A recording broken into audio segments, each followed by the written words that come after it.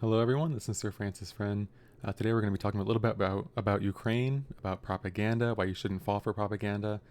And I'm going to just really quick because I know we all have Zoomer attention spans, so I'm going to try to fly through everything. There's a lot of information here. So we're going to start off with how did Ukraine come to be as Ukraine is as we know today. Before they were decidedly sided with Russia around 2014 is when we had a coup happened in Ukraine, which was sponsored by the United States. And so here we have proofs will be presented not only that it was a coup, but it was a coup that was organized by the US government, that the US government initiated the, in quotes, new Cold War. Russia's government reacted to America's aggression, which aims to place nuclear missiles in Ukraine, less than 10-minute flight time from Moscow. During the 1962 Cuban Missile Crisis, America had reason to fear the Soviet nuclear missiles 103 miles from America's border.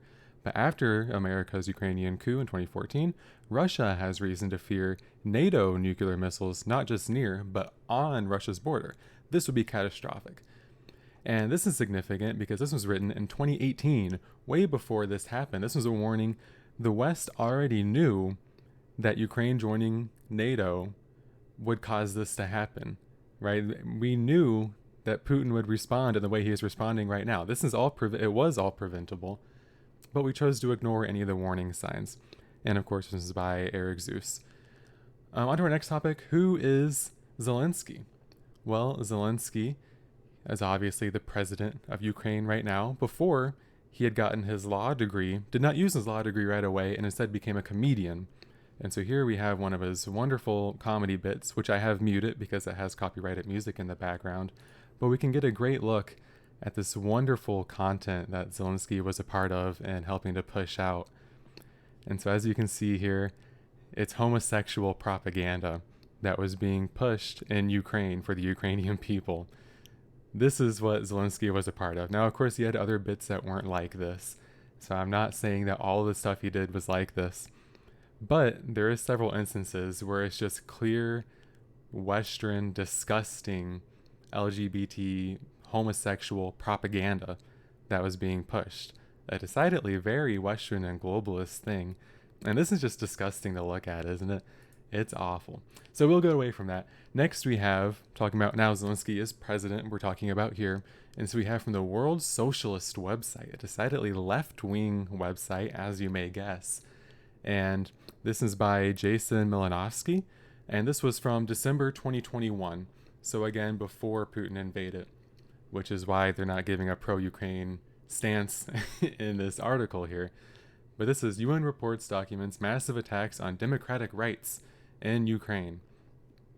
And so we have here the regime had come to power in the wake of 2014 US-backed coup in Ukraine in which a pro-Russian government was toppled through the mobilization of far-right forces.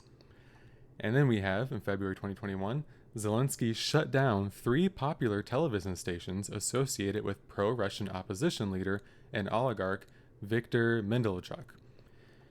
So as you can see here, the opposition, of course, was pro-Russian, which to us would sound awful, and in America, it would be very strange and awful having a pro-Russian opposition. But you have to remember, that's kind of how the left and right was in Ukraine. You had the pro-Russian or the pro-more Eastern side, and then you had the pro-Western side, which would be Zelensky, pro-globalism, stuff like that. So this isn't actually that strange that there was a pro-Russian opposition leader. And so you have Zelensky shutting down media so that way he could continue to win and his people could win and he could push what he wants to push. This is him censoring people to get what he wants, censoring information to brainwash people, to propagandize people into supporting him. This is who Zelensky is. And of course we have here the Kiev Post, again, talks about it. And then it goes through a whole bunch of different officials who supported Zelensky on this. I just have one highlighted here.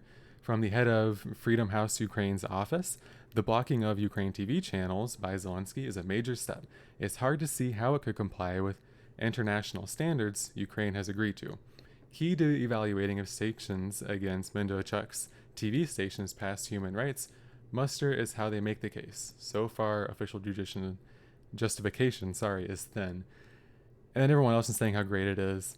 It's not censoring people, it's just getting rid of evil propaganda or fake news. That's what they're talking about. And of course, here in America, we know all about fake news and how people are censored. So you can kind of see the Western thought was and still is really being pushed into Ukraine. But let's keep this going anyway. So now we fast forward to the war that's happening right now between Ukraine and Russia, and we have propaganda. So this is from the New York Times. Fact and myth making blend in Ukraine's information war. This is by Stuart Thompson and Davey Alba. And here they talk about just days into the Russian invasion of Ukraine, a pilot with a mysterious nickname was quickly becoming the conflict's first wartime hero, named the Ghost of Kyiv. An ace fighter had apparently single-handedly shot down several Russian fighter jets. And when I first saw this, immediately I saw right through it. I'm like, this is the silliest thing that I've read. But clearly I was in the minority about this. So it was posted to a Telegram channel, has over 700,000 subscribers. So hundreds of thousands of people saw it through Telegram. And this was pushed by the Ukraine government. And I just want to highlight here the story of single pilots beating the superior Russian Air Force found wide appeal online, thanks to the official Ukrainian accounts and many others. Videos of the so-called Ghost of Kyiv had more than 9.3 million views on Twitter, and the flyer was mentioned in thousands of Facebook groups, reaching up to 717 million followers. On YouTube, videos promoting the Ukrainian fighter collected 6.5 million views, while TikTok videos with the hashtag Ghost of Kyiv reached 200 million views. So this was huge, and I'm sure you have heard about the Ghost of Kyiv and all that being pushed, but you have to remember this was originally just for the Ukrainian people, and it reached the Western world through the Western propaganda machine that we are so familiar with. If you've read anything about Trump, if you've been alive at all when Trump was around, you know all about the Western propaganda machine that will push false narratives. And so this article goes on to say, well, is this a bad thing? Because this propaganda is actually good for the Ukrainians, right? And so it's this really bizarre take that they go through, and I won't read through more of this just for the sake of brevity, but it's this bizarre take that this fake news, this propaganda that is being pushed, is actually a good thing. But wait, the propaganda is good. We love propaganda. And this is the argument, and unfortunately, this is the argument that I'm seeing all the time when I'm scrolling through Twitter or through comments on YouTube or anything like that, as people are saying, well, maybe this was fake, but maybe it's a good thing though, because it helps morale. Never concede to the left's ideas. This is ridiculous. It is never a good thing to be pushing false narratives. You should be backing yourself with truth. It's truly insane. And so here we have more propaganda that was being pushed out. This is from Fox News by Tyler O'Neill. We have Zelensky condemns Russian missile attack on Holocaust memorial. Quote, beyond humanity, damn them. And it goes on to say, Ukrainian President Zelensky condemned the Monday Russian airstrike that took out the Holocaust memorial site in Baba Yar in the capital city of Kyiv in a news conference on Tuesday, calling the destruction beyond humanity. And he says the Ukrainian president went on to speculate about what other targets Russia might attack if it attacked a Holocaust memorial. Well, this just sounds awful, doesn't it? This shows that Putin, he's an anti-Semite. He targeted a Jewish Holocaust memorial? This is insane. I mean, this is clearly just anti-Semitic, awful Jewish hatred that Putin has. Well, when you actually look at what really went on, this is from Yahoo News, Matthew Brown. He says, Ukrainian President Zelensky and his chief staff said that the Russian military had bombed a nearby radio tower, and it killed 5 people, and just damaged the memorial. Well, hold on there for a second. If we look at Fox News, it wasn't that. It's that he bombed the site itself, the memorial itself, that he took out the Holocaust memorial. What actually happened is that they targeted a radio tower, something that makes strategic sense, and it just happened to be nearby where this memorial was, and the memorial was not destroyed, it was damaged. This is propaganda. Again, bombing near the Holocaust memorial. It is propaganda that is being pushed to the West to demonize Putin and to demonize the Russian people. Now, I'm not a pro-Putin shill. I'm not one of the guys that says that Putin is going to save the West based trad Putin is going to save the West. I don't believe that. I don't support Putin. But also, you need to keep in mind this is propaganda. That's not actually what Putin is about, right? This was a preventable war, and Putin is doing something in retaliation to what the West did to him. So let's go ahead and move on to the United States response then. 10 states have banned Russian vodka, a symbolic gesture with little economic punch. And so this is by Forbes, by Zachary Smith here. And there's a whole bunch of articles that I could pull up about this anti-Russian hatred that's going on. Not just anti-Putin, but anti-Russian hatred. Banning vodka sales, that's not really going to hurt Putin. That's going to hurt the average Russian person who maybe doesn't even support the war to begin with, right? This is a demonization of the Russian people, not just Putin. And you can see what's happening in Europe. Again, I'm not going to go through a whole bunch of articles, but in Europe you have Russian stores that are owned by ethnically Russian people, but they are citizens of these European countries. They are being destroyed. They're being vandalized. Paint's being thrown in the windows. Evil messages are being written to them. And you even have European politicians saying that, oh, maybe we should talk about getting rid of the Russian people in our countries. This is insane. This is actually happening. This is insane. It's insanity. It's a demonization of the Russian people, not just the Russian government. This is evil, and this is what the Western propaganda machine is doing. Now, I normally hate, well, what if the roles were reversed? I normally hate these arguments because the roles aren't reversed. But I think this is an important one. What if the roles were reversed and it was someone here in the US saying, hey, we should kick out all Hispanic people in the United States? They would be crucified. I mean, you would never hear the end of it. No one would ever call for that. Same thing if you did any other race. If you said that maybe we should kick out all the black people in America, they would be demonized. They would be probably killed, to be quite honest, right? This would be awful. But since it's the Russian people and not a minority group, right? These are white people. Well, then it's fine. You can call for this and no one's going to bat an eye. Maybe people will go, well, maybe that's not right. But these people aren't going to be demonized.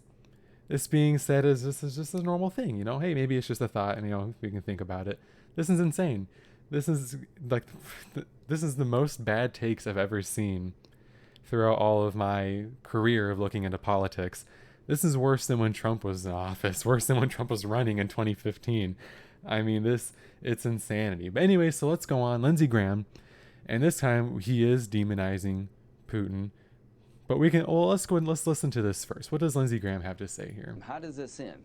Somebody in Russia has to step up to the plate. Is there Brutus in Russia? Is there a more successful Colonel Stauffenberg in the Russian military? The only way this ends, my friend, is for somebody in Russia to take this guy out. You would be doing your country a great service and the world a great service. Yes, so you heard Lindsey Graham. He is a congressman, by the way, an elected congressman who is openly calling for the assassination of a global leader, right? Vladimir Putin. This is crazy. And this is like peak neocon. And so this is why I'm kind of tying this in. This is why you should not fall for the propaganda. This war is being used as a way to rein in the right, rein in the American people in general, but specifically rein in the right. Let's get away from populism, also known as Trumpism, what Trump brought, this populist idea in America. Let's rein that in. No, we don't believe in that. We want to go back to neoconservatism. We want to go back to both of the Bushes, right? Both of the President Bushes. We want to get involved in other people's problems once again. This is insanity. And so I'm begging you, please do not fall for this, you people on the right. And lots of people I've talked to lots of older people that I talk a little bit about politics with, people in like their 40s, 50s, and they're falling for it. They're falling for this, and they're saying that we should get involved with Ukraine to stop the evil Putin who's just reacting to what the West did to him. Do not fall for this. Stay with populism. Stay with Trumpism. That's the end goal here, guys. Do not go back to foreign wars and America intervening into everything that's happening in Russia. Do not, I beg you, please keep your eyes on the prize. Do not fall for this. And then I have this as well, just so you can see this wasn't a slip up by Lindsey Graham. After he talked on Fox about that, he posted the exact quote onto his Twitter account. So this wasn't a mistake. He is openly calling for this. And there's been many other politicians who are calling for things not as heinous as this, but calling for us to intervene directly in the Ukraine and Russia conflict. We should be starkly against that. In my opinion, Ukraine needs to surrender to stop more deaths from happening, because it's a war that I do not believe they can win. And I think the longer it goes on, the more civilians are going to die. And I do not want that to happen, frankly. So that's all I'm going to say about this, because I can go on for way too long about it. So I know this isn't going to be a popular opinion. I'm probably going to get lots of dislikes, which you guys won't be able to see, I guess, because YouTube sillily got rid of the dislikes, but I will definitely see them. I'm interested to see any comments. If you guys have any comments about that, any opinions on it, I'm interested to see. Ask me in the comments, or just give your opinion in the comments. I'm interested to see how people feel about this. And I hope that this video has helped you kind of get a more understanding on what's happening and what the West is doing. Just to conclude, this war is being used for globalists in the West to unite. Right now you have Finland and all of them talking about joining NATO. This is being used to further globalism. We should be starkly against that. We should not be pro-globalism, as any Trump supporter would proudly say. So thank you guys for watching through this maybe a little bit controversial video, bearing through it. I hope you learned something. I hope you had an open mind about this. Thank you guys for watching, though. Again, I really do appreciate it. I'll see you guys later. Bye-bye.